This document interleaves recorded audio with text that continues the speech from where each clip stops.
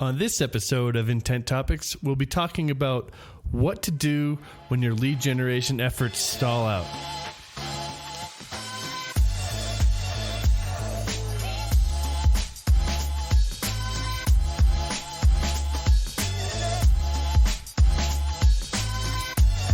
All right, what's up, Logan? How's it going, buddy? What's cracking, dude?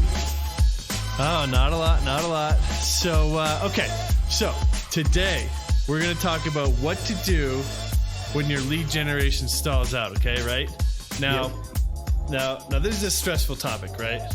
Like you feel the stress around this. I think most sales organizations must feel stress around this. Why don't you talk to that? Yeah, man. I mean, simply put, here at Union, we have 30 clients. We judge our success right or wrong on a daily basis. And, I can tell you that makes for some uncomfortable days. Yeah, I bet. And it's like you never give up, right? You constantly have to monitor it. You never get comfortable. It's like parenting, right? Like I've said this before, but like as soon as you get something figured out, something changes and you got to figure something else out, right? Like you never get too comfy, never sit down, because you're going to have to get up and keep going, right? It's just like a hamster wheel. But that's okay. That's okay, because there's things you can do. There's things that you do, right, with clients to keep it going, right? You want to talk about that? Yeah, absolutely. I think at the end of the day, there are certain principles that and factors that we look at to make sure that, things pull up fairly quickly. So, as I said, we judge performance on a daily basis. We're looking for success, quickly. We're looking for it often with all of our clients, which means if it goes a couple of days without getting a win, it's a bummer. And we feel that. I think anybody in a biz dev, lead gen, or if you're in kind of the part of the organization that's doing the hunting for new prospects, there's days, there's weeks that suck. And the idea that that we have built Union on is that you're always going to have more days, good days than bad days. But you need to understand what the factors are that play into success in any of these kinds of campaigns. Yeah. And how to, kind of wrench on it so that you can make improvements, right? Because if you don't know what to do to make it better, well, where do you even start, right? Yeah. And it's important. Like there's a balance between doing the right stuff and freaking out and screwing everything up. And what we need to get into today, because I see a lot of inconsistency with how anything, marketing campaigns, but also sales, prospecting, and that's why I love Union. Yeah, cool. So what do you do? Like what levers do you pull to get things going again when it's time, when things stall out, when you get that kind of fear on the client delivery side that we're not producing? Like what do? You must have playbooks, strategies, stuff that you do around this, right? Absolutely. So there's 4 things: cadence or frequency, content, list, and signals. Those are the 4 things that we're looking at every single time. Say that again. So one is cadence, content, list, signals. Those are the 4 things. Okay. All right, cool. Here's the important thing with all this. These are not to be like the first time that you're looking at these things in a campaign should never be when things start to go wrong. We need to establish KPIs around those, which is for another time. Right. But stay ahead of it, right? It's important to stay ahead of it, right? Yeah, okay. So first thing, cadence or frequency is another way of putting this. And that is how often we're touching each contact in the database or each account. So we see a lot of times, especially early in campaigns or early in engagements, getting the right, is it 5 days? Is it 6 days? Is it 10 days? What is the right amount of time in between each touch? And then what is too much time in between each touch? And, this is something that needs to be like very disciplined in how we're testing that, ensuring that, once we identify the account, we're assuming that you've got the right contacts in there. We're assuming specifically in the cadence side. And then it's how are we balancing the cadence? And, the other thing is we don't want it to look like, you've got somebody in some sort of a HubSpot marketing automation workflow when you're trying to prospect them in sales, which is, a whole thing where like, if it's the same amount of time where you kind of like, you're going to lull the people to sleep. We need to change that up. We need to get aggressive on, sometimes it's shorten it up. Sometimes it's let things simmer. Sometimes it's replying in line. Sometimes it's calling at a different time. We need to look at what that contact cadence or frequency is and start to adjust it. And, as I said, there's as many different things as we can think of. Like, is it a phone? Is it text? Is it email? Whatever that channel is, it can be tweaked. And these little tweaks will make a difference. Then we have content. So one of the things that we saw early on in the life cycle of Union, we have these content approvals that we need to get from our clients, right? Yep. And so, you never want to send, like early back in the day, we would never want to send this like really short piece of content, like 2 lines or 1 line emails to a client. Like, hey, can you approve it? Like they're paying for this. What we needed to reconcile was people are paying us to generate them sales qualified leads, right? So whatever the length or whatever the content is, that's at our discretion.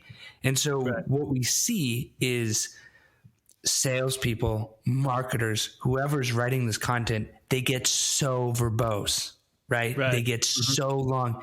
Oh my God. Yeah, totally. But the thing is like, if you've got a string of really long, meaty emails, that can be good because that's not, you're not constantly just asking for a deal. You're really building that narrative. You're getting the point that you want planted in that inbox. Things like, and then when we look at content on the phone, it's like, how quick can you get that conversation started? Are you just like rattling off, some script that you prepared, or are you thinking like, all right, how can I get that prospect talking quicker on the phone? What are some of those things that I can do because I'm a professional to fix that? So when we look at content, it's like, don't like try to overplay your hand, but like, we know if it's verbose, shorten up the email, reply in line, right? If it's super scripted, nobody's responding, bro it up, conversational, whatever that needs to be. And that's what we're talking about with content. And just that little tweak, like, all right. Yeah, totally. That's interesting. I've never thought about, so we talk about, all right, well, a little bit of a sidebar here, but we talk about in some of our marketing material and when we're talking to customers or prospects, et cetera, about this connotation of what we call here a cocktail style email, right? Cocktail party. Yeah, cocktail party. So the idea is like, hey, just like a very casual, direct, quick point. And I never thought much about how, wow, if you're like a new client, you've done all this kind of onboarding, information sharing. And then if we were to put in front of them just like this super basic email after telling them about all the content that needs to be created and thought out, it'd be like, that's it, right? And I don't give a shit, right? And it could turn out that that's it, right? But at first you should probably, some not verbose, but there's definitely some level of kind of like thought out, that you understand their business, that they want to see in that content, right? Sure, But then as you tweak, you might find that the more direct, almost tweet length email is more productive. You know, but that's the thing that I think it's just like frustrates me to even have this conversation. Like, why? It's all like when you go to the golf course, you bring a bag of clubs, right? You don't use one. That's like a whole like other kind of golf tournament, right? Like the one club, kind of thing. Yeah. Uh-huh. Right? Yeah. So like the cocktail party style messaging, there's a point to it. If I'm sending a 1 sentence or 2 sentence email, like 2 or 3 actually, over and over again. Hey, want a meeting? You want to have a meeting with me? You want to do a meeting? You want to do a meeting? You call them. You leave them a voicemail. Hey, it's Logan again. Just calling to see if you want to have a meeting with me. I'm saying nothing. So I have to at some point start providing value to my prospect, which means sometimes that email is going to be long. It's not going to get a response. It's going to drive a click through to, my website, read the blog. I'm not looking for you to set a meeting with me. I just want you to know that I know what I'm talking about. So when I come back to have that conversation with you, I have built some equity in the conversation. Yep. So that's what I mean by content, right? Like it's not simple, but it's what's happening in your outreach right now, and start to tweak it. Make sense? Oh yeah, totally. Love it. Nice. So cool. Can we move on to list? Let's do it. Number 3, list. Yeah. All right. So new faces make a difference, right? And this is like, that's what I say. And then on the other side of my mouth, it's like people who you've been reaching out to, there might be some of that equity in the conversation. So you can't give up on those people. So we look at frequency. And it's all about touch points, right? Well, I was going to say it's all about touch points. So you can't give up, right? And it could be 9, 7, 9, 10. Exactly. Yeah. Exactly. Right. So it's like, you got your cadence, your understanding, as you diagnose this, right? It's like your cadence or when's the last time I reached out to them? When's the last time I reached out to them? You got your content. What am I saying? Then you look at your lists and you start to say, all right, here's my priority account list. Here's my, kind of mid, here's my bluebird, right? Like if I could get these, if I could do business with Whole Foods, that would be awesome. Right. And you structure your day accordingly.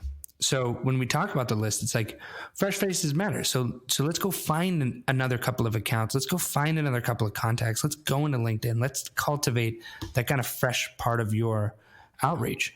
Find some fresh faces. Also, right? Like maybe there's some people who you've forgotten about, for 20 days.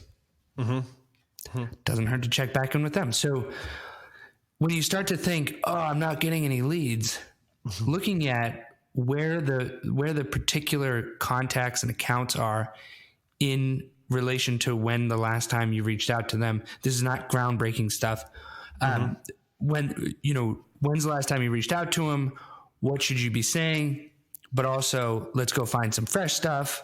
Let's go dig up some stuff that maybe, you killed last year that, it's time to check in. It's buying season again, these kinds of things. So it's like the list is not just go find a bunch of new contacts. Don't bitch to your, sales manager or, don't like freak out and just remove all of the people that your reps are working and replace them with fresh stuff.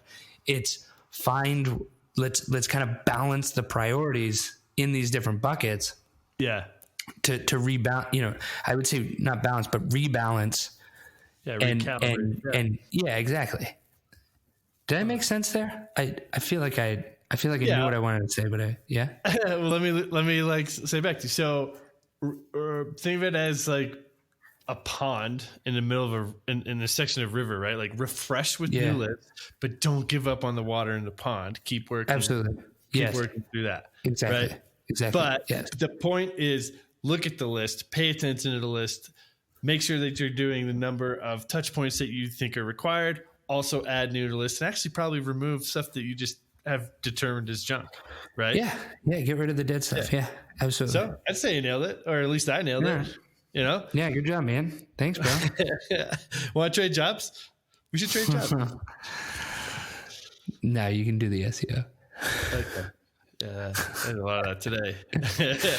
Okay, next item, next lever to pull, right? Is signals. Let's talk about signals. Mm-hmm. Yep.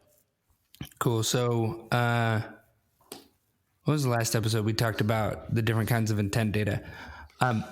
Let's look at the first party intent data. Let's look at the third party intent data. I don't think many reps have access to second party data. I don't think there's many reps that are going into the AdWords account. Yeah, but they could be getting provided that info from a team or something, right? Like I've been... Just, data available, right? Whether they look at it or use it or whatever. But there are, there's people doing sales enablement at a lot of companies. Yeah, exactly. I mean, what is the... second party data matter to a rep? I think it's like, let's look at, where people were, how are we interpreting different things that are happening on our website? How are we interpreting intent data? Let's go to our closed won stuff. Let's look at like how, if we're using intent data, how long ago were most of our opportunities beginning to surge? What percentage of these opportunities were surging? Yeah. Let's look at, the activity on the website that an opportunity that is closed won had, prior to being closed won. Mm-hmm. And the reason that we want to do this is like, there might be something that you have forgotten because in this game, things move so fast and, it's what have you done for me lately? It's not like I'm going to take inventory of everything that I learned today. That's uncommon to be able to just operate at that level. So it's time to go back and look at the signals that might be helpful. And part of this is just to inspire yourself, right? Like, it's like... Things kind of suck, but check this out. You did a bunch of good stuff before. Let's look at the signals and try to dial in on what should I look at in my current group of people that maybe those are the first people that I reach out to. Maybe I push a little bit harder. Maybe I get a different person in the organization involved. Maybe there's a heavy hitter that can come. Or if you're the manager or the sales leader, like, maybe you make the call, and kind of juice stuff up. So that's what I'm saying with signals. There's a lot of data. If you have the right systems in place, there's a lot of data that it kind of tells you what helped you win before. Yeah. And sometimes kickstarting a lead generation campaign is just seeing what worked before and going back to it, because sometimes we go away from that. So none of these are a silver bullet, but we don't have silver bullets. There's no silver bullets in sales, period. Yep. There's best practices. There's levers we pull. It might take a day. It might take a week. It might take 2 weeks.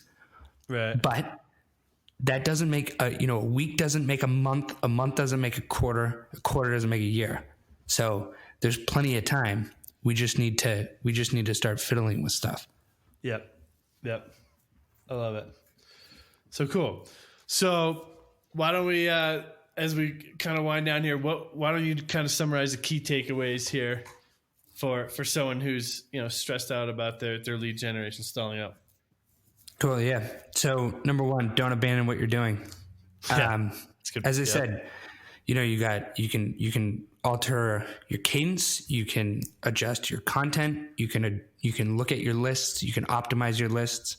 Either add fresh stuff, kill stuff, put stuff on the back burner, bring stuff in the front burner, and then look at your signals. Look at the stuff that you have going on.